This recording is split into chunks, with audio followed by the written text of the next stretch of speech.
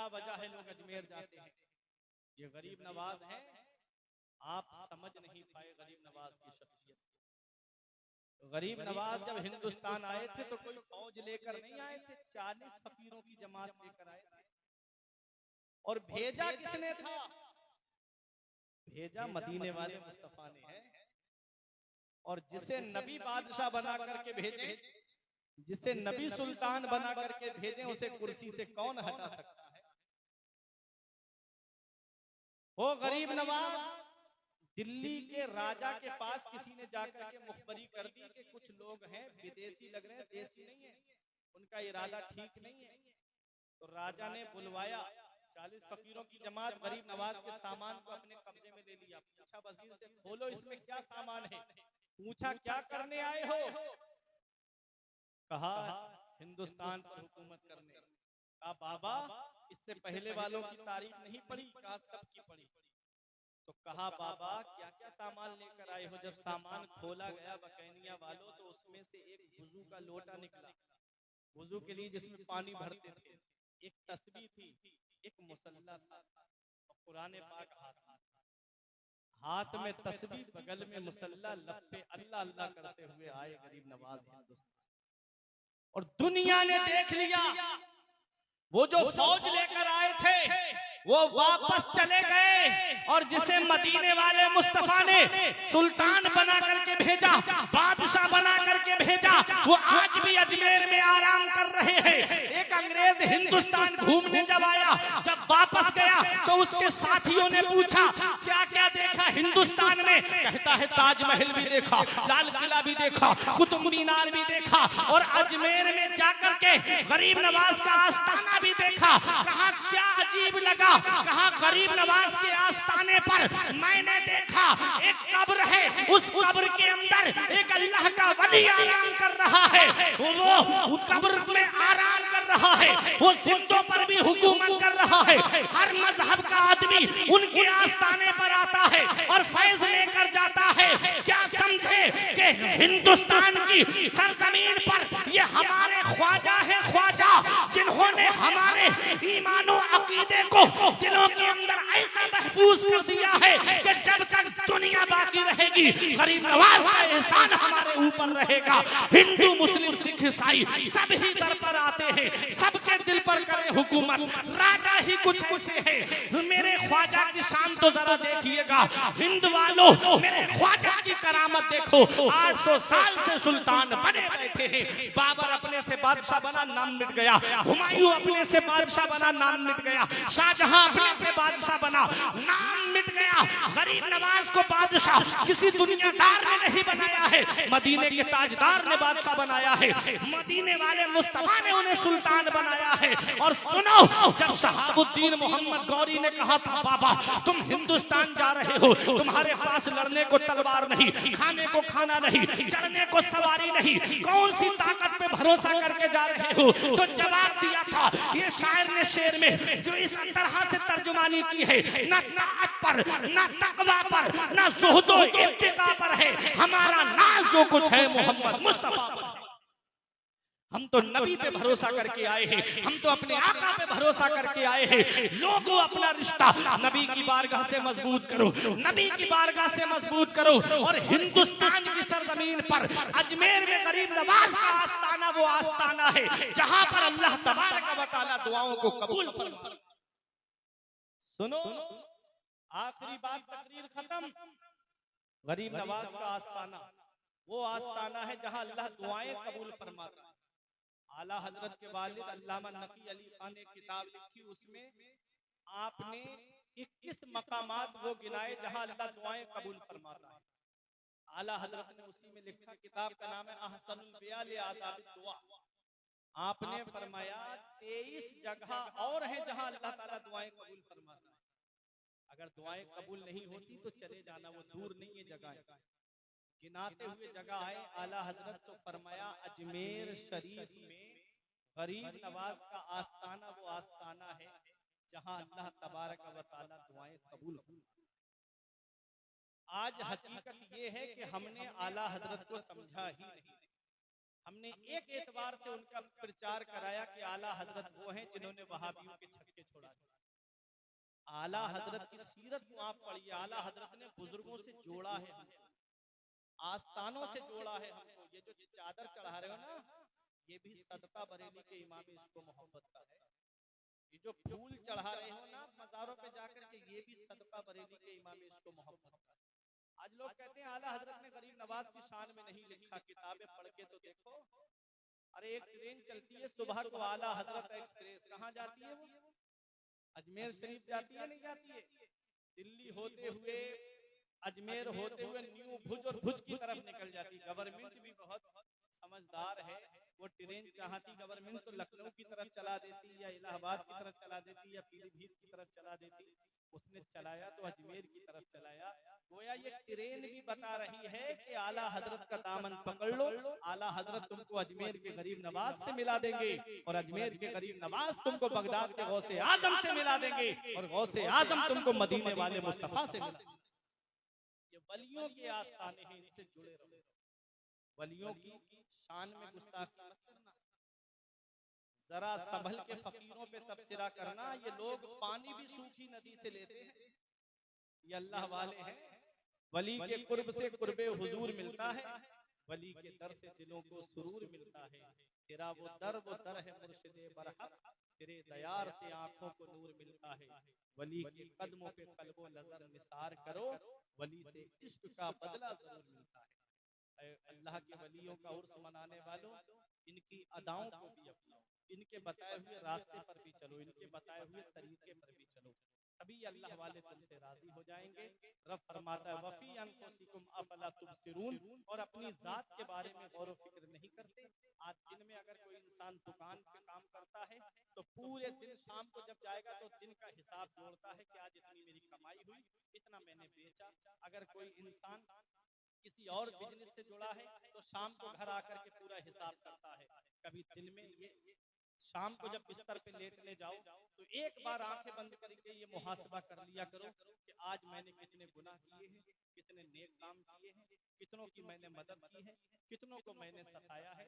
अपना मुहासबा कर लिया करो, अपने वजूद पे गौर कर लिया करो कि आज मैंने कितने अच्छे काम किए हैं। मेरे अजीजों, ये चंद बातें थी जो मैंने आपके सामने पेश कर दी। दुआ करता हूँ परवरदिगार आलम की बारगाह में कि मेरे को अर्ज करने में सबकते लिसानी की वजह से या बतकाज़ाए बशरियत कोई गलती हो गई हो तो मौला मुझे माफ फरमाए। अस्तगफिरुल्लाह रब्बी मिन कुल्ले ज़ंबि व अतूबु इलैह। वो शेर ज़हन में रखना कि तेरे आमाल ऐसे हों जहां में नाम हो जाए, तेरा हर लफ्ज उम्मत के लिए पैगाम हो जाए। बना किरदार को बेमिसल उस मंजिल पे पहुंचा दे कि तुझको गैर देखे कायले इस्लाम हो जाए। तेरे होठों पे जमाने की बुराई कैसी, एक कतरे की समंदर से लड़ाई कैसी, अपनी बिगड़ी हुई औलाद पे रोने वाले कुछ जरा सोच खिलाई थी कमाई कैसी। पूरी तकरीर एक शेर के तनाजुर में होगी कि तेरे होठों पे जमाने की बुराई कैसी, तेरे होठों पे जमाने की बुराई कैसी, एक कतरे की समंदर से लड़ाई कैसी, और अपनी बिगड़ी हुई औलाद पे रोने वाले, अपनी बिगड़ी हुई औलाद पे रोने वाले कुछ जरा सोच खिलाई थी कमाई कैसी। अपनी बिगड़ी हुई औलाद पे रोने वाले कुछ जरा सोच खिलाई थी कमाई कैसी। शकील सेठली ने कहा था कि तेरे आमाल ऐसे हों जहां में नाम हो जाए, तेरे आमाल ऐसे हों जहां में नाम हो जाए, तेरा हर लफ्ज उम्मत के लिए पैगाम हो जाए। बना किरदार को बेमिसल उस मंजिल पे पहुंचा दे कि तुझको गैर देखे कायले इस्लाम हो जाए। बना किरदार को बेमिसल उस मंजिल पे पहुंचा दे कि तुझको गैर देखे कायले इस्लाम हो जाए। मैंने कुरान मुकद्दस की एक आयत करीमा तिलावत करने का शरफ हासिल किया। परवरदिगार आलम कुरान मजीद में इरशाद फरमाता है वफी अंफुसिकुम अफला तुबसिरून, और अपनी जात के बारे में गौर फिक्र नहीं करते। अल्लाह ने क्या फरमाया? अपनी जात के बारे में गौर फिक्र नहीं करते कि अल्लाह रब्बुल इज्जत ने तुमको कैसे पैदा किया, तुम क्या थे, क्या हैसियत थी इंसान की, एक नापाक कतरे से पैदा किया गया है इंसान। पूरा कुरान आप पढ़ के देखें, जगह जगह अल्लाह रब्बुल इज्जत ने इंसान की तखलीक को बयान किया है। क्यों? जब दौलत पे घमंड आने लगे तो अपनी पैदाइश पे गौर कर ले, जब बिल्डिंग पे फख्र होने लगे तो अपनी पैदाइश पे गौर कर ले, कभी बच्चों की नौकरी पे तकब्बुर आने लगे तो अपनी पैदाइश पे गौर कर ले कि तू था क्या।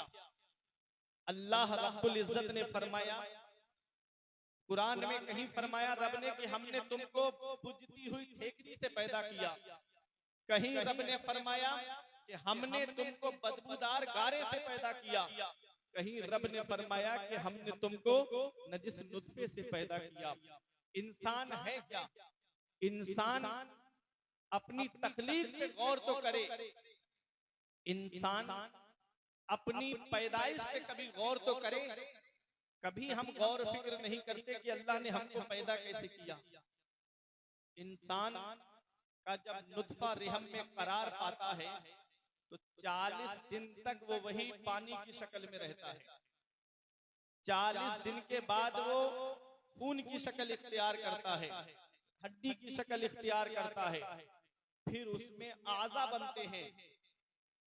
जब आज़ा बनते हैं 120 दिन का जब हमल हो जाता है, यानी 4 महीने का, तब उसमें रूह डाल दी जाती है। 120 दिन 4 महीने का जब हमल हो जाता है तब उसमें रूह डाल दी जाती है।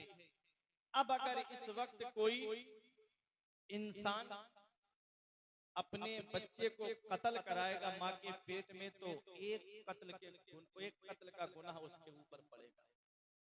और अगर कोई परहेजगार मुत्तकी डॉक्टर है, नमाजी डॉक्टर है, 120 दिन से पहले यानी 4 महीने से पहले अगर वो ये कहता है कि बच्चे की जान को खतरा है या माँ की जान को खतरा है, जान जाने का खतरा है, तो 120 दिन से कम का हमल है तो उस हमल को साकित करना जायज है।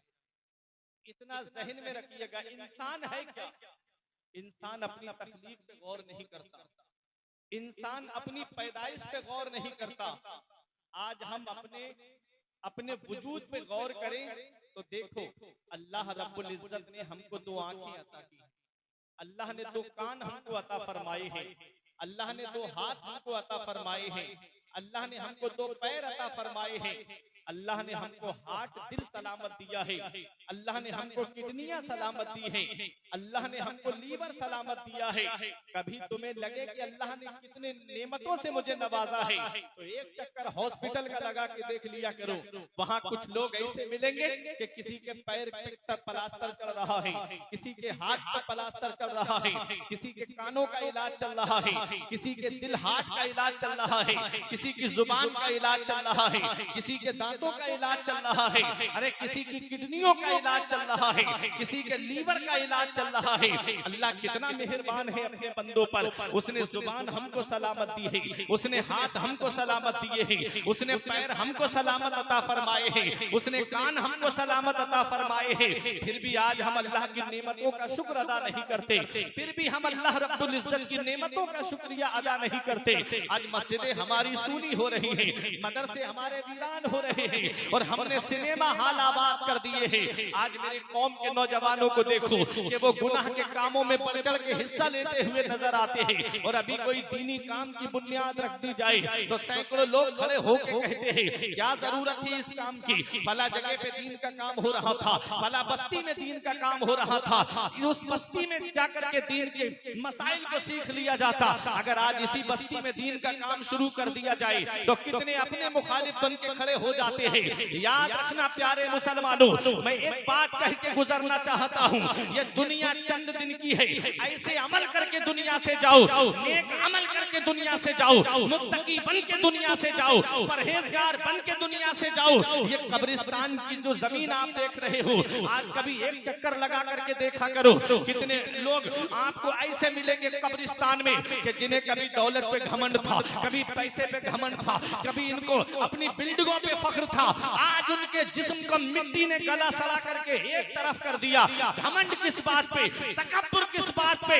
ऐसे काम करके दुनिया से जाओ कि जब इधर जनाजा उठे तो कोई ये ना कहे भाइयों को सताने वाले का जनाजा जा रहा है, इमामों को सताने वाले का जनाजा जा रहा है, आलिमों की बुराई करने वाले का जनाजा जा रहा है, नेक कामों से रोकने वाले का जनाजा जा रहा है। इस हाल में दुनिया से जाना कि जब इधर जनाजा उठे तो इमाम साहब खड़े होकर कहे गद्दार मुस्तफा का नहीं, वफादार मुस्तफा का जनाजा जा रहा है, आशिक मुस्तफा का जनाजा जा रहा है। जब इस हाल में दुनिया से जाओगे तो ये कहते हुए जाओगे ये नाज ये अंदाज हमारे नहीं होते, दामन में अगर टुकड़े तुम हमें नहीं होते, बेदाम ही बिक जाइए बाजार नबी में, इस शान के सौदे में खसारे नहीं होते, मिलती ना अगर भीख हुजूर आपके दर से, इस घाट से मंगतों के गुजारे नहीं होते। अच्छे काम करके दुनिया से जाओ, नेक अमल करके दुनिया से जाओ, मुत्तकी बन के दुनिया से जाओ, परहेजगार बन के दुनिया से जाओ। जाना सभी को है। अभी कल से मोबाइल पर बार बार मैसेज आ रहे थे, हजरत नए साल की मुबारकबाद देना कैसा है, नए साल की मुबारकबाद देना कैसा है। कभी ये नहीं सोचा कि हमारा नया साल कब शुरू होता है? अरे हमारा तो नया साल मुहर्रम से शुरू होता है। कभी नहीं सोचा, लेकिन मुसलमान हैं, स्टेटस लगाए हुए हैं। कभी ये नहीं कहा कि ये नया साल आया है, एक और ईंट गिर गई दीवारे हयात से, एक और ईंट गिर गई दीवारे हयात से, नादान कह रहे हैं नया साल मुबारक। यहाँ पता नहीं एक साल कम हो गया हमारी जिंदगी का। शेख सादी फरमाते हैं उम्र बरफस व आफताबे तमूज अंदुके मांद व ख्वाजा गुर्रा हुनूज। फरमाया उम्र बर्फ की तरह है और मई जून की गर्मी, आषाढ़ की गर्मी। धूप में बर्फ को हथेली पर रख करके खड़े हो गए तो क्या बर्फ सलामत रहेगा? पिघल जाएगा, घुल जाएगा। यही उम्र का हाल है हमारी। उम्र गुजरती जा रही है, उम्र बढ़ती जा रही है और हम अभी धोखे में हैं कि अभी और जिएंगे, अभी और जिएंगे। मौत का फरिश्ता आ जाता है, जी के जी में रह गए अरमान सारे चल बसे। नौजवानों तुम्हें क्या पता, ये दुनिया चंद दिन की है। अच्छे काम करके दुनिया से जाओ, नेक अमल करके दुनिया से जाओ, मुत्तकी बन के दुनिया से जाओ, परहेजगार बन के दुनिया से जाओ। मैं आपको बताता हूँ, आज हम ठाट बाट की जिंदगी देखना पसंद करते हैं। अगर किसी की बिल्डिंग को देखा हम फख्र करते हैं, क्या बिल्डिंग बनाई है उसने। किसी की दौलत को देखा तो कहते हैं क्या दौलत है उसके पास में, क्या पैसा है उसके पास में, क्या बिजनेस है उसके पास में। आओ मैं एक शख्सियत का जिक्र करता हूँ आज आपके सामने। तारीख में नाम आपने जिनका सुना होगा, जिन्हें दुनिया आज हजरत उवैस करनी के नाम से जानती है। जानते हो हजरत उवैस करनी कौन है? अभी शबे बारात में 14 शाबान को जिनके नाम से हलवा खाओगे आप, उस शख्सियत के बारे में कभी आपने जाना कि कौन है हजरत उवैस करनी? मकाम देखें, मर्तबा देखें, जिक्र नबी की बारगाह में हो रहा है, चर्चा नबी की बारगाह में हो रहा है कि कर्न में मेरा एक दीवाना रहता है। मेरे आका इरशाद फरमाते हैं कर्न में मेरा एक आशिक रहता है। ऐ अली ऐ उमर, जब तुम्हारी उससे मुलाकात हो तो मेरी उम्मत के लिए बख्शिश की दुआ कराना। पैगंबर इस्लाम हजरत अली हजरत उमर फारूक आजम रजी अल्लाह ताला अन्हुमा से फरमा रहे हैं कि मेरे उस आशिक से कहना कि मेरी उम्मत के लिए दुआ करे। कभी सोचा है पैगंबर इस्लाम इस उम्मत के लिए रातों रात रोया करते थे?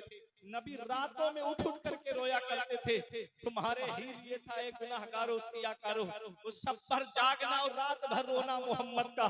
कभी तारीख उठा करके देखो पैगंबर इस्लाम ने अपने उम्मतियों को क्या पैगाम दिया था। हजरत आयशा सिद्दीका रजी अल्लाह ताला अन्हा कहती है कि जब आका इस दुनिया ज़ाहिरी से तशरीफ ले जाने वाले थे तो आका का सर मेरी गोद में रखा हुआ था। आखिरी अल्फाज जो मेरे नबी की जुबान मुबारक से निकले तो मेरे आका फरमा रहे थे या उम्मती अस्सलात अस्सलात, ऐ मेरी उम्मत नमाज पढ़ते रहना, ऐ मेरी उम्मत नमाज पढ़ते रहना, ऐ मेरी उम्मत अल्लाह की इबादत करते रहना। तुम पूरी जिंदगी किराए के कमरे पे अपने आप रहो और औलाद को रखो। कभी कयामत में तुमसे ये नहीं पूछा जाएगा कि औलाद के लिए बिल्डिंग बना के आए कि नहीं आए। कभी नहीं पूछा जाएगा कि दौलत तुमने छोड़ी औलाद के लिए कि नहीं छोड़ी। नमाज के बारे में जरूर पूछा जाएगा, औलाद को नमाजी बनाया कि नहीं बनाया, खुद नमाज पढ़ी कि नहीं पढ़ी। रोजे महशर के जा उदास बुबद, अब बनी पुरुष से नमाज बुबद, मैदान हश्र जो जान को पिघलाने वाला है, उस दिन सबसे पहला सवाल तुमसे नमाज के बारे में होगा। और रात रात भर मोबाइल की स्क्रीन पे जागने वालों, अब IPL आएंगे तब आप देखना 2.5 घंटे बैठ के मेरी कौम के नौजवान IPL देखेंगे। लेकिन कभी सोचा है ये रात में फिल्में देख के सोने वालों, रात में गाने सुन करके सोने वालों, आंख अगर कब्र में जाकर के खुली तो कौन है जो तुम्हारे काम आएगा, कौन है जो तुम्हारे काम आएगा। अपना रिश्ता नबी की बारगाह से मजबूत कर लो, अपना रिश्ता पैगंबर इस्लाम की बारगाह से मजबूत कर लो। जहां बाप बेटे के काम नहीं आता है, जहां रिश्तेदार रिश्तेदार के काम नहीं आते हैं, जहां पड़ोसी पड़ोसी के काम नहीं आता है, वहां मदीने वाले मुस्तफा अपने गुनाहगार उम्मतियों के काम आते हैं। वहां मेरे नबी अपने आशिकों के काम आते हैं। कब्र में सरकार आए तो मैं कदमों पे गिरूं, जब फरिश्ते मुझे उठाएं तो मैं उनसे यूं कहूं, अब तो पाए नाज से मैं ऐ फरिश्तों क्यों उठूं, मर के आया हूं यहाँ इस दिल रुबा के वास्ते। कब्र की नींद से उठना कोई आसान न था, हम तो महशर में उन्हें देखने आए हुए हैं। ऐ बकैनिया हाफिजगंज में रहने वालों, देखो नबी ने क्या पैगाम दिया था, या उम्मती अस्सलात अस्सलात, ऐ मेरी उम्मत नमाज पढ़ते रहना, ऐ मेरी उम्मत नमाज की पाबंदी करते रहना। अल्लाह अकबर। आज उसी के लिए हमारे पास वक्त नहीं है। दावा है नबी के नाम पे गर्दन कटा देंगे, दावा है कि नबी के नाम पर अपना सब कुछ लुटा देंगे। जो कौम अपने नबी की आंखों को ठंडक पहुंचाने के लिए अपनी बस्ती की मस्जिद में नहीं जाती, वो क्या नबी के नाम पे गर्दन कटाएगी। याद रखना, झूठा दावा है, झूठी है मोहब्बत तेरी। नबी के सच्चे आशिक बनो, नबी के सच्चे वफादार बनो। जिम में 50 किलो वजन उठा लेना बहादुरी नहीं है, फजर के वक्त लिहाफ हटा देना ये सबसे बड़ी बहादुरी है। फजर के वक्त लिहाफ हटा देना ये सबसे बड़ी बहादुरी है। ऐ मेरे प्यारे मुसलमानों, पैगंबर इस्लाम ने हमको जो सबक दिया है, नबी ने जो हमको दर्स दिया है, हम नबी के उम्मती हैं, नबी के चाहने वाले हैं। हम अपने नबी के बताए हुए तरीके पे चलेंगे, हम अपने नबी के बताए हुए रास्ते पे चलेंगे। देखो हजरत उवैस करनी कैसे नबी के आशिक हैं, कैसे नबी से सच्ची मोहब्बत करने वाले हैं। रहते कर्न में है, जिक्र नबी की बारगाह में हो रहा है, चर्चा नबी की बारगाह में हो रहा है, नाम नबी की बारगाह में लिया जा रहा है कि कर्न में मेरा एक आशिक रहता है। हजरत उमर फारूक आजम का जब दौरे खिलाफत आता है, हाजी हज करने के लिए आए हुए थे, हुक्म दिया कि तमाम हाजी बू कुबैस पहाड़ी के नीचे जमा हो जाएं। हाजी हैरत में पड़ गए, हमें बू कुबैस पहाड़ी के नीचे क्यों जमा किया जा रहा है। तमाम हाजी जमा हो गए। आज अमीरुल मोमिनीन ने बुलाया है, आज अमीरुल मोमिनीन ने जमा किया है। हाजी खड़े हैं, आपने फरमाया सब बैठ जाएं, वो खड़े रहे जो यमन से आए हैं। अब यमन के हाजी डरने लगे, पता नहीं हमको क्यों खड़ा किया जा रहा है। हुक्म होता है कि यमन में वो बैठे रहे जो यमन से, जो वो बैठ जाएं जो यमन से आए हैं, वो खड़े रहे जो यमन में कर्न से आए हैं। सब बैठ गए, एक बूढ़ा शख्स खड़ा रहा। आपने उससे पूछा तुम कर्न में रहते हो? कहा हाँ मैं कर्न में रहता हूँ। कहा क्या उवैस बिन आमिर को जानते हो? क्या उवैस करनी को जानते हो? ये हजरत उवैस करनी का चाचा था। कहता है कि आप किस उवैस की बात कर रहे हो? उवैस एक है मेरा भतीजा, लेकिन वो इस लायक कहाँ कि आप उसका जिक्र करें। आप तो अमीरुल मोमिनीन हैं, वो इस लायक कहाँ कि आप उसका चर्चा करें। फरमाया क्यों? कहा वो तो दीवाना है, जब गलियों से गुजरता है तो बच्चे उस पर ढेले मारते हैं, पत्थर मारते हैं, वो तो पागल है, आप उसका जिक्र क्यों करेंगे? उमर फारूक आजम की आंखों में आंसू आ गए। फरमाया जिसे तुम पागल कह रहे हो ना, जिसे तुम दीवाना कह रहे हो, मैं उसी उवैस की बात कर रहा हूँ। आज हम ठाट बाट की जिंदगी देखते हैं, आज हम किसी को बिल्डिंगों में रहता हुआ देखे तो कहते बहुत कामयाब है। हजरत उवैस करनी को देखो, लोग इनको दीवाना कहते थे, लोग इनको पागल कहते थे। जब गलियों से गुजरते तो बच्चे इन पर पत्थर मारा करते थे। आप फरमाते बच्चों मुझे मोटे मोटे पत्थरों से न मारा करो, जब तुम पत्थर मारते हो तो मेरे जिस्म से खून निकलता है, मेरा वुजू टूट जाता है। मुझे छोटे छोटे पत्थरों से मारा करो ताकि मुझे चोट तो लगे लेकिन मेरे जिस्म से खून ना निकले, ताकि मेरा वुजू सलामत रहे। लोग पागल कह रहे हैं जिस शख्सियत को, लोग जिसे दीवाना कह रहे हैं। अल्लाह अकबर। वो हजरत उवैस करनी जब गलियों से गुजरते तो बच्चे उन पर ढेले मारा करते थे। अल्लाह अकबर। मकाम देखे, जन्नत के दरवाजे पे रोक दिया जाएगा उवैसे करनी को। अर्ज करेंगे मौला मुझे क्यों रोक दिया गया जन्नत के दरवाजे पे? हुक्म होगा रब की बारगाह से कि उवैस अकेले जन्नत में मत जाओ, बल्कि अपने महबूब की उम्मत की शफाअत करो और उसको जन्नत में लेकर के जाओ। मकाम देखे, जन्नत के दरवाजे पे उवैसे करनी को रोक दिया जाएगा। और दुनिया की जिंदगी देखें आप उवैसे करनी की। अल्लाह अकबर। हमारा कपड़ा फट जाता है, हमारा लिबास फट जाता है, तब हम बजाज की दुकान पे जाते हैं, कपड़े की दुकान पर जाते हैं कपड़ा खरीदने के लिए। और जब उवैसे करनी का लिबास फट जाता था तो आप उस जगह पर आते थे जहां कूड़ा करकट डाला जाता था। वो घूरे, वो कूड़ा करकट डालने की जगह, वहां आते और वहां से कपड़े तलाश करते। कोई कपड़ा अगर सलामत मिल जाता तो उसे लाते, उसे धोते, पाक करते और उस कपड़े का पेबंद लगाते अपने लिबास में। आज हमें भूख लगती है, हम होटलों पे खाना खाने के लिए जाते। आज हमको भूख लगे, हम ढाबों में खाना खाने के लिए जाते। हमको भूख लगे, अपने घर पर आकर के ताजा खाना बनवा के खाते। वैसे करनी को देखो, जब भूख लगती तो तालाब की तरफ आते और वहाँ लोग सब्जियां बेचने वाले सब्जी धोते थे तालाब में। उनके जो पत्ते झड़ जाते थे, रह जाते थे, उन पत्तों को खा करके अपने पेट की भूख मिटाया करते थे। मकाम देखे, जन्नत के दरवाजे पर रोक दिए जाएंगे।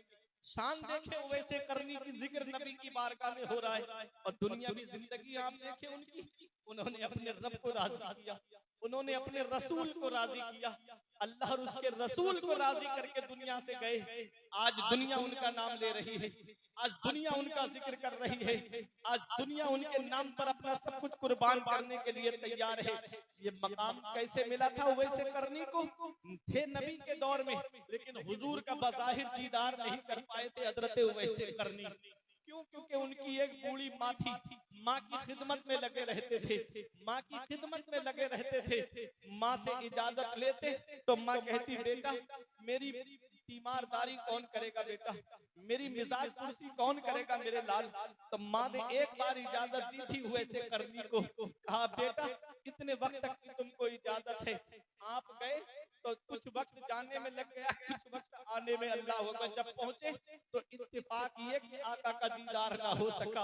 अल्लाह अकबर। वापस आ गए, बज़ाहिर नबी का दीदार नहीं किया है हजरत वैसे करनी ने। ख्वाब में कई मर्तबा नबी का दीदार हुआ है। बू जहल बड़ा बदकिस्मत था, मैं खाने में रहा महरूम रहा, बिन देखे वैसे करनी ने इश्क नबी का जाम लिया।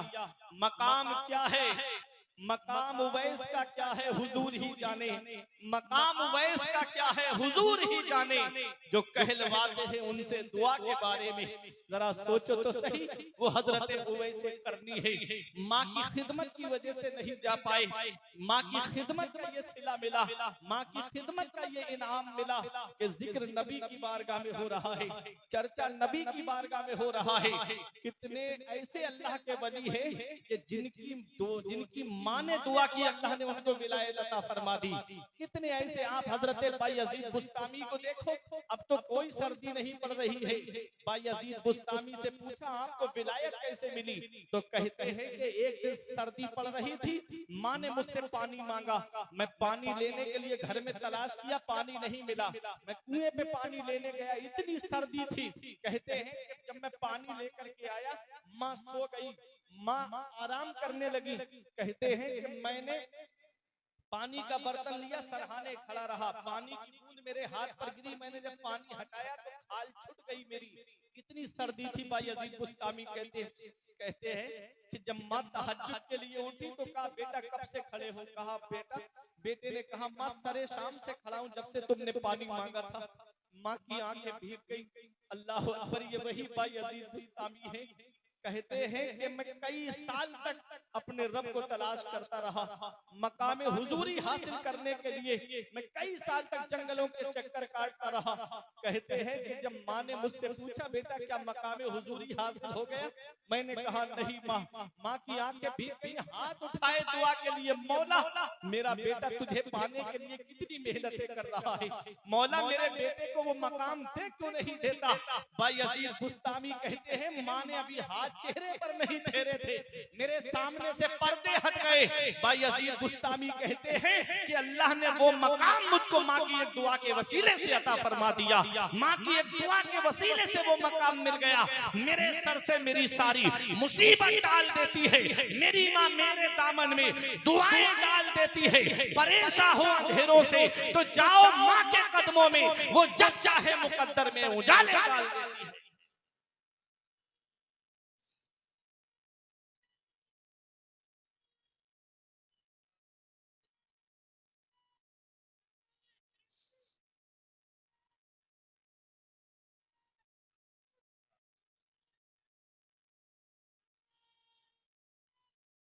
लेकिन वो माँ थी, माँ तहज्जुद पढ़ने वाली माँ थी, अल्लाह की इबादत करने वाली माँ थी। ऐसी माँ के हाथ जब दुआ के लिए उठे, अल्लाह ने बेटे की तकदीर को बदल दिया, अल्लाह ने बेटे की किस्मत को बदल दिया। तुमने देखा नहीं है कि आपको वली बनाने में आपकी माँ का कितना बड़ा अहम रोल है। हजरत बायजीद बुस्तामी के वालिद का तो इंतकाल हो गया था, लेकिन माँ ने कहा आलिम साहब के पास जाकर के इसको उस वक्त तक छुट्टी मत देना, इसके बाप का साया सर पे नहीं है, इसको मदरसे में रखना, पढ़ाना, जब तक ये आलिम ना बन जाए और वली ना बन जाए तब तक इसको घर पर मत आने देना। सोचो जिस बच्चे के बाप का साया बचपन में उठ गया हो और माँ ने भी अपनी शफकतों से दूर कर दिया हो, माँ ने कैसा सीने पर वजनी पत्थर रखा होगा बेटे की जुदाई का, कहा कि मेरे बेटे को छुट्टी मत देना जब तक ये आलिम ना बन जाए, वली ना बन जाए। हजरत बायजीद बुस्तामी मदरसे में रोते थे कोने में बैठ करके माँ के दीदार के लिए, आंखों से आंसू बहाते थे कि माँ का दीदार करने जाऊंगा। अल्लाह अकबर। एक दिन उस्ताद से कहा सबको छुट्टी देते हो, मुझे छुट्टी क्यों नहीं देते। उस्ताद ने बच्चे की तरफ देखा तो आपको रहम आ गया, लेकिन इतना सबक दे दिया, कहा इतना सबक सुना दोगे तो मैं तुम्हें छुट्टी दे दूंगा। उस्ताद ने सोचा ना इतना सबक याद होगा ना इसे छुट्टी दूंगा, लेकिन बायजीद बुस्तामी किताब सामने रख के दुआ करते हैं मौला माँ का दीदार करने जाऊंगा, मेरी माँ के वसीले से सबक आसान फरमा दे। सबक आसान हो गया। थोड़ी देर के बाद में आए उस्ताद के पास, हजरत सबक सुन लीजिए। उस्ताद ने कहा याद हो गया, कहा हाँ सब सबक सुना दिया आपने। उस्ताद ने छुट्टी दे दी, दरवाजे पर गए, दस्तक दी, अंदर से आवाज आई कौन, कहा आपका बेटा बायजीद। कहा मेरा बेटा बायजीद नहीं आएगा जब तक वो आलिम नहीं बन जाएगा, वली नहीं बन जाएगा, आएगा नहीं। बहुत रोए तड़पे दरवाजे पर, माँ ने दरवाजा नहीं खोला। माँ ने कहा पहले आलिम बनो फिर मेरे पास आना। जरा सोचो आज हमारे बच्चे जब बोलने लगते हैं, हम सोचते हमारा बच्चा डॉक्टर बनेगा, हम सोचते हमारा बच्चा इंजीनियर बनेगा, कोई आज ये नहीं चाहता कि हमारा बच्चा आलिम बन जाए, आज हमारा बच्चा हाफिज कुरान बन जाए। क्यों? क्योंकि हमने सोच रखा है ना कि बच्चा आलिम बन गया या हाफिज बन गया तो या तो वो किसी मस्जिद में इमामत करेगा या किसी मदरसे में बैठकर पढ़ाएगा। कितनी तनख्वाह पाएगा? 5,000, 6,000, 7,000, 10,000। कैसे इस महंगाई के दौर में उसके घर का गुजारा होगा? लेकिन वो भूल गया कि रोजी देने वाली जात अल्लाह की है, पैसा देने वाली जात अल्लाह की है, सरमाया देने वाली जात अल्लाह की है। वो राज़िक है, गिज़ा कीड़ों को देता है वो पत्थर में, भटकता फिरता है इंसान को रोजी के चक्कर में, उड़ाने भर हवाओं में या लगा गोते समंदर में, मिलेगा बस वही जितना के लिखा है मुकद्दर में। बड़े से बड़े दौलत कमाने वालों के पास ऐसा लिबास नहीं होगा जैसा 5,000 की तनख्वाह पाने वाले इमाम के पास में लिबास होता है। बड़े बड़े डॉक्टरों को, वकीलों को, मैंने इंजीनियरों को रोडों पे धरने देते हुए देखा कि हमारी मांगे पूरी की जाए। कोई कहता है हमारी तनख्वाहें बढ़ाई जाए, हमारी सैलरी बढ़ाई जाए, लेकिन कभी किसी आलिम को रोड पे धरना देते हुए नहीं देखा होगा, किसी इमाम को रोड जाम करते हुए नहीं देखा होगा, क्योंकि वो जानता है अल्लाह कुरान में फरमाता है मन यत्तकिल्लाह यजअल लहू मखरजन व यरज़ुकहु मिन हैसु ला यहतसिब व मन यतवक्कल अलल्लाहि फहुवा हस्बु, कि जो अल्लाह से डरता है अल्लाह उसके लिए निजात का रास्ता निकाल देता है और ऐसी जगह से रोजी अता फरमाता है जहां से बंदे का वहमो गुमान भी नहीं होता है। रोजी देने वाली जात अल्लाह की है। आज हम 2-4 बच्चे हमारे घर में हो जाए, हमारे जहन में ये फिक्र हो लाहिक हो जाती है कि कैसे मैं इनकी परवरिश करूंगा, कैसे मैं इनको पढ़ाऊंगा। आज हमारे घर में छोटा सा परिवार है, हम परेशान हो जाते हैं कैसे इनकी परवरिश करें, कैसे इनको पढ़ाएं लिखाएं इस महंगाई के दौर में। क्या गौसे आजम के पास औलाद नहीं थी? क्या गरीब नवाज के पास औलाद नहीं थी? क्या बाबा फरीद के पास औलाद नहीं थी? अरे गौसे आजम की तो 49 औलाद थी, गरीब नवाज के कई लड़के थे। कभी सोचा है इनके घर का गुजारा कैसे चलता? नमाज की पाबंदी का हाल ये है कि फराइज तो पढ़ते ही थे, लेकिन गौसे आजम 40 साल इस हाल में गुजारे हैं कि ईशा में वुजू करते और उसी पूरी रात उसी वुजू से अल्लाह की इबादत करते, फजर की नमाज उसी वुजू से पढ़ते थे। उन्हीं 40 साल में 15 साल ऐसे गुजारे कि एक पैर जमीन पे रखते, एक खड़ा करते, पूरी रात कुरान पढ़ते, पूरी रात में एक कुरान शरीफ मुकम्मल तिलावत फरमा लिया करते थे। ये कौन है? ये गौसे आजम है। गरीब नवाज से मोहब्बत का दावा करने वालों, आज दुनिया गरीब नवाज को याद कर रही है। गरीब नवाज की छठी आने वाली है। गरीब नवाज कौन है? वो गरीब नवाज कि इनकी वालिदा ने पहले इनको मदरसा भेजा। आप पहले संजर के इलाके में तालीम हासिल करते हैं, फिर समरकंद तालीम हासिल करने जाते हैं, फिर बुखारा तालीम हासिल करने के लिए जाते हैं। गौसे आजम को देखो, कस्बा जीरान के कुर्बो जवार में 18 साल तक पढ़ते रहे, फिर उसके बाद बगदाद तालीम हासिल करने के लिए चले गए। ये कभी आपके जहन में बात आई गौसे आजम तो वलियों के सरदार हैं, गौसे आजम तो पीराने पीर हैं, उन्हें मदरसा जाने की क्या जरूरत थी? उन्हें पढ़ने की क्या जरूरत थी? गरीब नवाज हिंदुस्तान के वलियों के सरदार हैं। आप सुल्तान, आप हिंदुस्तान के बादशाह हैं, आप हिंदुस्तान के सुल्तान हैं, उन्हें मदरसा समरकंद बुखारा जाने की क्या जरूरत थी?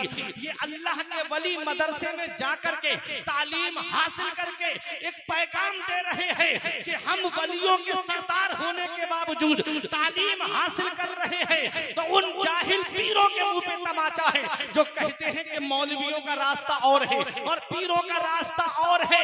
याद रखना प्यारे मुसलमानों, जो अल्लाह के वली है वो पहले इल्म हासिल करते हैं, फिर उसके बाद में विलायत की मंजिलों को तय करते हैं। ये गौसे आजम पैगाम दे रहे हैं, ये गरीब नवाज पैगाम दे रहे हैं, ये शाहमदार पैगाम दे रहे हैं, ये बाबा फरीद पैगाम दे रहे हैं, ये साबिर पाक पैगाम दे रहे हैं कि मौलवियों का रास्ता अलग नहीं है, पीरों का रास्ता अलग नहीं है, बल्कि जो पीर शरीयत पर चलने वाला है वही पीर काबिले ताज़ीम है, और जो शरीयत पे चलने वाला नहीं है, ऐसे पीर का दामन पकड़ोगे तो खुद भी कब्र में पिटते हुए नजर आओगे और पीर की भी पिटाई होती हुई नजर आएगी। ऐसे पीर का दामन पकड़ना जो खुद भी शरीयत पर अमल करने वाला हो और अपने मुरीदों से भी कहे अगर शरीयत पर अमल नहीं करोगे तो मुरीदी से निकाल। ये गौसे आजम पैगाम दे रहे हैं, गरीब नवाज की सीरत पैगाम दे रही है, शाहमदार की सीरत पैगाम दे रही है, बाबा फरीद की सीरत पैगाम दे रही है। ऐ मेरे प्यारे मुसलमानों, मेरी तकरीर इख्तिताम की तरफ आ रही है। आपके महबूब शोरा की आमद हो रही है। सलमान रजा बरकाती साहब को काफी देर से नारे रिसालत, नारे रिसालत, उलमाए इकराम, शायर इस्लाम, नारे तकबीर, नारे रिसालत। बहुत खूब माशाअल्लाह, सुभान अल्लाह। तो ये अल्लाह वाले वो हैं, अल्लाह के वली तालीम हासिल, इल्म हासिल किया। इल्म नहीं होगा तो कैसे शरीयत को जानेगा? जब तालीम नहीं होगी तो शरीयत की मंजिलों को कैसे तय करेगा? आज नमाज एक वक्त की नहीं पढ़ते, शरीयत के दायरे में दाढ़ी भी नहीं है, लेकिन है क्या? मुरीद ऐसा है कि अगर पीर साहब के लिए कुछ बोल दिया तो जान देने के लिए तैयार है। अपनी आखिरत की फिक्र करो, एक रिवायत मैंने पढ़ी थी, इज़ा राइता रजुलन यमशी अलल माई व यतीरु फिल हवाए व तारिकुम मिन सुन्नती फदरिबहु बिन नालैन, कि जो ऐसा शख्स तुमको मिले कि जो पानी पे चल रहा है, हवा पे उड़ रहा है और नबी की सुन्नतों में से किसी एक सुन्नत को छोड़ रहा है, फदरिबहु बिन नालैन, तो उसे जूतों से मारो, वो अल्लाह का वली हो ही नहीं सकता। और जो पांचों वक्त की नमाज गोल कर दे, रोजे भी गोल करे, और जो रमजान शरीफ के महीने में रोजे भी ना रखे, मुरीदों के घर में दिन में जाकर के खाए, तो बताओ वो पीर बनने के लायक है? ये शरीयत की बात मैं आपको बता के जा रहा हूं, मैं किसी पे टिप्पणी नहीं कर रहा हूं। शरीयत की बात, अपनी आखिरत की तैयारी करो, मरने से पहले मरने की तैयारी करो। कब्र में तुमको अपना जवाब देना है, पीर साहब अपना जवाब देंगे, तुम अपना जवाब दो। वला तज़िरु वाज़िरतुन विज़रा उखरा, कुरान में कोई जान किसी जान का बोझ नहीं उठाएगी, सबको अपनी अपनी पड़ी होगी। तो मेरे प्यारे मुसलमानों, मैं अर्ज ये कर रहा था कि अपनी आखिरत की तैयारी करें। बायजीद बुस्तामी की माँ ने कहा कि जब तक आलिम ना बन जाओ बेटा आना मत, और जब तक वली ना बन जाओ आना मत। अच्छा, आलिम बनना जो है, चलो वो तो तालीम हासिल करके आदमी आलिम बन जाएगा, वली बनना बंदे के हाथ में थोड़ी है। तो अल्लाह जिसे बनाता है वो बनता है। सुनो, मदीने वाले मुस्तफा आपकी वालिदा के ख्वाब में तशरीफ लाए, फरमाया बायजीद को आने की इजाजत दे दो, हमने उसे आलिम भी बना दिया है, हमने उसे वली भी बना दिया। वो है हजरत बायजीद बुस्तामी। ये पहले की माएँ थी, अपने बच्चों की कैसे तरबियत करती थी, और आज हम अपने बच्चों की कैसी तरबियत कर रहे हैं। 5 बेटे हैं तो पांचों बेटे अलग अलग चारपाई पे अलग अलग मोबाइल में फिल्में देखते नजर आते हैं। कभी हमने नहीं सोचा कि हमारे बच्चे जा किस रास्ते पे रहे हैं। पूरी पूरी रात चैटिंग चल रही है, लेकिन कोई अपने बाप अपने बेटे से ये नहीं कहता कि बेटा इतनी रात में तू किससे बात कर रहा है। बेटियों के हाथ में मोबाइल हमने दे दिया, रोना रोया जा रहा है कि बेटियां इर्तिदाद की तरफ जा रही हैं, बेटियां मुर्तद्दा होती जा रही हैं। कभी हमने ये नहीं पूछा बेटी बाप तेरा घर में है, माँ तेरी घर में है, भाई बहन घर के अंदर हैं, तेरे सब अजीजो अकारिब घर के अंदर हैं, ये रात के 2 बजे तेरे कमरे से रोशनी कैसी निकल रही थी, रात में 2 बजे बेटी तू किससे मोबाइल पे बात कर रही थी, कभी बाप ने नहीं पूछा। ये मोबाइल अच्छी चीज भी है और मोबाइल बुरी चीज भी है। इस मोबाइल की मिसाल उन 2 कीड़ों की तरह है, एक कीड़ा वो है जो गंदगी पे जाकर के बैठता है, और एक कीड़ा वो है जो खुशबूदार फूलों पे जाकर के बैठता है। इस मोबाइल में से फिल्में निकालोगे तो फिल्में निकलेंगी, इसमें गाने सुनोगे तो गाने मिलेंगे, इसमें आप गंदी तस्वीरें निकालोगे तो गंदी तस्वीरें मिलेंगी, और इसी में आप अगर यहीं बैठे बैठे गुंबद खजरा देखना चाहते हो तो गुंबद खजरा नजर आएगा, यहीं बैठे बैठे खाना काबा देखना चाहते हो तो खाना काबा तुमको नजर आएगा, यहीं बैठे बैठे बगदाद में गौसे आजम का गुंबद देखना चाहते हो वो भी आपको मिलेगा, यहीं बैठे बैठे शाहमदार का रोजा देखना चाहते हो वो भी आपको नजर आएगा, यहीं बैठे बैठे आप जिस किताब को चाहेंगे उस किताब को यहीं बैठे बैठे आप निकाल लेंगे, जिस आलिम की तकरीर को आप सुनना चाहते हैं तो वो आलिम की तकरीर आएगी, जिस शायर की नात को सुनना चाहते हैं उस शायर की नात आपको सुनने को मिलेगी। इस मोबाइल का इस्तेमाल होना तो ये चाहिए था कि हमारा भाई सऊदी में रहता है, हम 1 मिनट में बात करके ऐसा महसूस करते हैं कि हमारा भाई हमारे पास में है।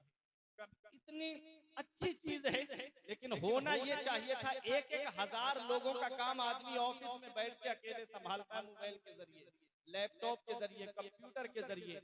होना तो ये चाहिए था कि मुसल्ला बिछा के अल्लाह की इबादत करता, कहता मौला तेरा शुक्र है कि तूने मुझे ऐसी नेमत दी है जिसके जरिए मैं कितने लोगों का काम अकेले कर रहा हूँ। होना तो ये चाहिए था कि जब बागों के अंदर जाते हरियाली देखते तो हमको ये कहना चाहिए था कि मौला जब बंदे के हाथ का लगाया बाग इतना खूबसूरत है तो तेरे दस्ते कुदरत से लगाया हुआ जन्नत का बाग कितना खूबसूरत होगा।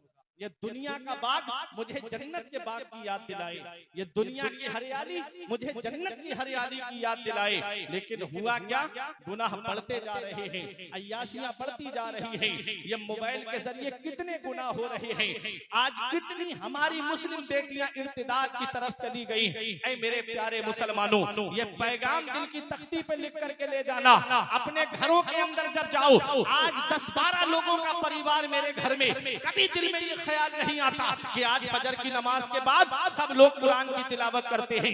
आज 15-20 लोगों का परिवार हमारे घर में, कभी दिल में ये ख्याल नहीं आता कि आज सब लोग जुमे की नमाज पढ़ के नबी करीम सल्लल्लाहु अलैहि वसल्लम पे दुरूद पाक पढ़ते हैं। वही फिल्मों की बातें, वही गानों की बातें, वही इलेक्शन की बातें, वही सियासत की बातें। याद रखना, ये दुनिया चंद दिन की है। अच्छे काम करके जाओ, घरों का माहौल दुरुस्त करके जाओ, घरों में दीनी माहौल बनाओ, और ऐसा माहौल बनाओ कि जब तुम्हारी बेटी घर के अंदर रहे तो कनीज़े फातिमा ज़हरा नजर आए। अपनी बेटियों को सीरत फातिमा तो ज़हरा की किताब उनके हाथ में दे दो, सीरत ज़ैनब की किताब उनके हाथ में दे दो, सीरत सकीना की किताब उनके हाथ में दे दो। उन्हें बताओ बेटी फातिमा का पर्दा ये है, उन्हें बताओ बेटी हजरत ज़ैनब का पर्दा ये है, उन्हें बताओ बेटी हजरत फातिमा जब विसाल का वक्त करीब आया तो अपने शौहर को वसीयत की थी, मेरे शौहर मेरा इंतकाल हो जाए तो मेरा जनाजा रात के अंधेरे में निकालना। कहा किस लिए? कहा इसलिए कि जिस फातिमा के सर के बाल को आसमान के चांदो सूरज ने नहीं देखा है, उस फातिमा के जनाजे पर किसी गैर महरम की नजर न पड़ने पाए। आला हजरत पुकार के कहते हैं, जिनका आंचल न देखा महो महर ने, उस रिदाए नुज़ाहत पे लाखों सलाम। सैयदा जाहिदा तैयबा ताहिरा जाने अहमद की राहत पे लाखों सलाम। खूने खैरुर रसूल से है जिनका खमीर, उनकी बेलौस दीनत पे लाखों सलाम। नारे तकबीर, नारे रिसालत, उर्से हिदायत शाह बाबा मुफ्ती फुरकान मंजरी साहब किबला। उन्हें सीरत फातिमा की किताब पढ़ाओ, अपनी बच्चियों के हाथ में सीरत फातिमा की किताब दे दो। हजरत ज़ैनब का पर्दा बताओ, वो हजरत ज़ैनब जब बचपन में कुरान पढ़ रही थी, चादर का थोड़ा सा किनारा सरक गया, हजरत फातिमा कहती है, बेटी ज़ैनब सर से चादर न उतरने देना, नाना मुस्तफा नाराज हो जाते हैं। हजरत ज़ैनब ने रो के कहा था, अम्मी। हजरत फातिमा कहती, हजरत फातिमा से हजरत ज़ैनब कहती, अम्मी आज के बाद ये गर्दन कट तो जाएगी लेकिन सर से कभी चादर नहीं उतरेगी। वो हजरत सकीना जब इमाम हुसैन का सर दमिश्क में यजीद के पास जा रहा था, दमिश्क में दाखिल होने वाला था, एक सहाबी की नजर पड़ गई, इमाम हुसैन के सर मुबारक के करीब आए, हजरत सकीना बराबर में थी, आकर के करीब कहते हैं, ये दिरहम और दीनार है मेरे पास में, ये मुझसे कबूल कर लो। हजरत सकीना कहती, मुझे नहीं चाहिए, यहाँ पर कोई हमारा मिजाज पूछने वाला नहीं, यहाँ कोई हमारी खैरियत पूछने वाला नहीं। आप कौन है जो हमारी खैरियत पूछ रहे हैं? कहा मैं तुम्हारे नाना का गुलाम हूँ, मैं तुम्हारे नाना का सहाबी हूँ, ये कुछ दिरहम और दीनार मुझसे कबूल कर लो। कहा हमें नहीं चाहिए। कहा फिर आप मुझे कुछ हुक्म फरमाए। कहा ये दिरहम और दीनार उसको दे दो जिसके हाथ में मेरे बाबा के सर वाला नेजा है। इमाम हुसैन का सर मुबारक जिस नेजे पर था, वो सरे मुबारक वाला नेजा एक शख्स के हाथ में था। हजरत सकीना कहती है, ये पैसे उसे दे दो और कहो कि आगे चला जाए, हमारे पास से दूर हो जाए। अल्लाह अकबर। पूछा कि इससे आपको क्या फायदा होगा? तब हजरत सकीना ने कहा था कि हमारे सरों से चादर तो छीन ली गई है।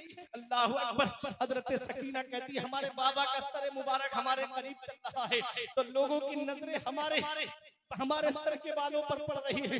अल्लाह अकबर। कहा जब ये सर मुबारक आगे चला जाएगा तो लोगों की नजरें सर मुबारक की तरफ होंगी, हमारा पर्दा महफूज रहेगा।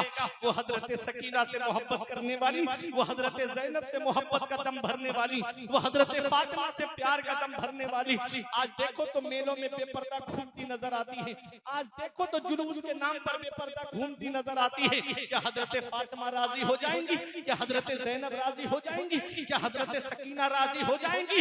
ऐ मेरी प्यारी बहन, ऐ मेरी माँ, अगर तू बेपर्दा गलियों में घूमेगी तो मुंबई की आवारा तुझसे खुश होगी, और अगर पर्दे के साथ घर में रहेगी रहेगी तो हजरत फातिमा तुझसे खुश होंगी, हजरत ज़ैनब तुझसे खुश होंगी, हजरत सकीना तुझसे खुश होंगी। अब तुझे इख्तियार है कि मुंबई की उन आवाराओं को खुश करना है या हजरत फातिमा को राजी करना है, हजरत ज़ैनब को राजी करना है।